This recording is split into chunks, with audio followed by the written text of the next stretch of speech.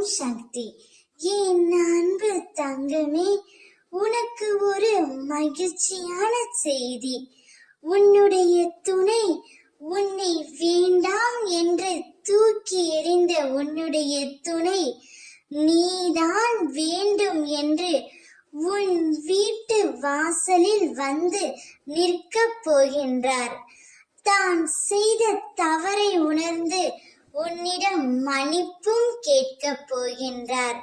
உன்னுடைய உண்மையான அன்பை அலட்சியம் செய்த உன்னவர் நிச்சயம் அந்த அன்பு இப்பொழுது புரிந்து கொண்டு உன் அன்பு கிடைக்காதா என்று ஏங்கப் போகின்றார். இது உனக்கும் உன்னவருக்குமான பாச போராட்டம்.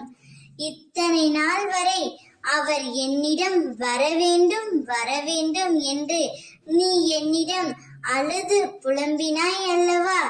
நீ என்னிடம் வேண்டியது எல்லாம் என்னவரை என்னுடன் சேர்த்து வையுங்கள், எனக்காக அவரை என்னிடம் தேடி வர செய்யுங்கள் என்று அனுதினமும் என்னிடம் வேண்டிக் கொண்டு கதறி அழுதாய் அல்லவா?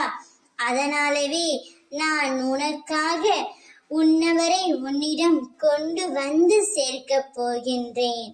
உன் துணை இப்பொழுது நீதான் வேண்டும் என்று உன் வீட்டு வாசலில் வந்து நிற்கப் போகின்றார். நீ மிகவும் சந்தோஷத்தில் உள்ளாய்.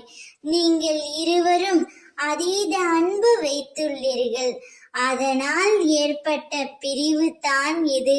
முதலில் அவர்தான் பேச வேண்டும் என்று எண்ணாமல் நீயாகவே போய் பேசு தங்கமே. நீயாகவே போய் பேசுவதால் என்றும் தரம் தாழ்ந்து விடமாட்டாய்.